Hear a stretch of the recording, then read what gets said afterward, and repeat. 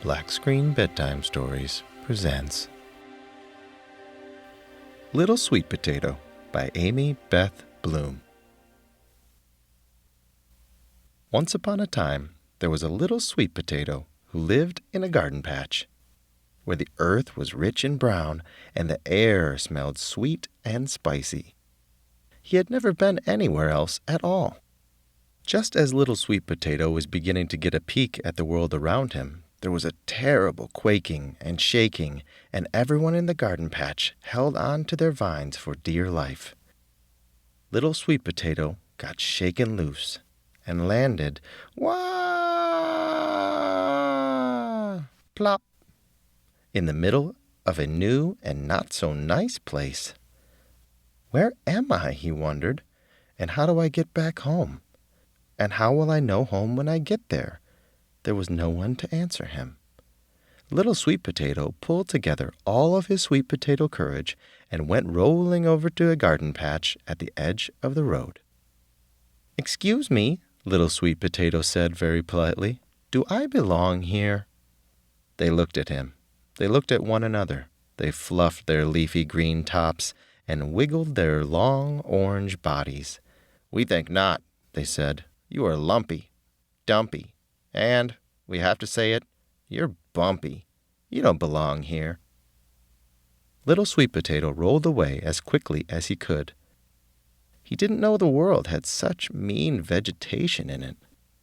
Trying to be brave, Little Sweet Potato rolled off to another patch, hoping things would go a little better and be a little nicer. "Excuse me," said the Little Sweet Potato. Do you think there might be a place for me in this garden?" They looked at him, and they looked at one another. "Well, let me think," the biggest rumbled. "Nope. See, we are handsome and purple with skin like satin, and the fact is, you are dumpy, bumpy, and kind of lumpy. What I'm trying to say, pal, is scram." And the little sweet potato rolled away. He didn't know the world had such scary vegetation in it. "I'm down, but I'm not out," Little Sweet Potato said bravely. And even though his feelings were mashed very soft and tender from all the rough handling, he rolled himself to the edge of another garden. "Excuse me," he said, "do you think maybe I could move in next to you?" "Oh, my goodness," they giggled, their long green arms covering their velvety blue and yellow faces. "Oh, dear, we don't think so. You're not even a flower. You're a lumpy, bumpy, dumpy vegetable, and we're beautiful. No offense." And they waved goodbye as Little Sweet Potato rolled off. The rest of the day was just as bad. Bunches of round fruit, shiny and bright as green marbles, told him to get lost. Pink and puffy and sweet-smelling flowers with soft petals and sharp stickers told him there was no room in their garden.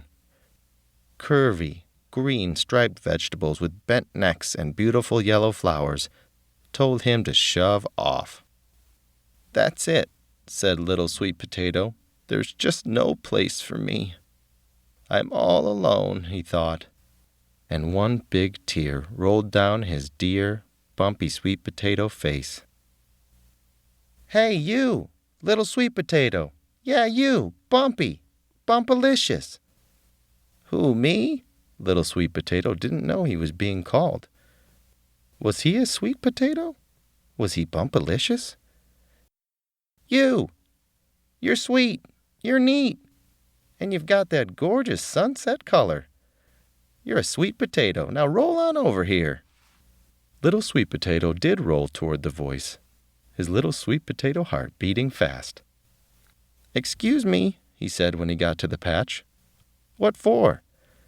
"We're just so glad that you found your way back home," a lumpy, dumpy, and wonderfully bumpy sweet potato said very kindly. "Home?" said Little Sweet Potato. He felt himself glowing as brightly as the sun. "I'm home?" "Absolutely," said the big, bumpy, and magnificently lumpy sweet potato. "And in the world's greatest garden, with fruits and vegetables and some flowers so fancy I don't even know what they are. Some just like their own kind, one of the pansies said sweetly. But we're the kind that like all kinds. You're so nice, said Little Sweet Potato. I met some flowers who looked just like you, but they weren't very nice. Some are and some aren't, said a friendly carrot. We are. That's how it is, kid, said a gleaming eggplant. It's not all mulch and sunshine out there. Oh, I know, said Little Sweet Potato. All kinds, said the Big Sweet Potato. Teeny and tall, big and small, fat as a ball and skinny as a stick. Of course, I happen to think lumpy, dumpy, and bumpy is especially nice. Me too, said Little Sweet Potato. At least, he thought he said it. He was getting awfully sleepy. He rolled into the patch on a spot that seemed just the right size, Little Sweet Potato size. He nestled into the rich, brown earth and gazed at the sky and the trees and the vegetables and the flowers. And he settled down with a smile on his sweet potato face. How wonderful to be a sweet potato! How wonderful to be home at last. The end.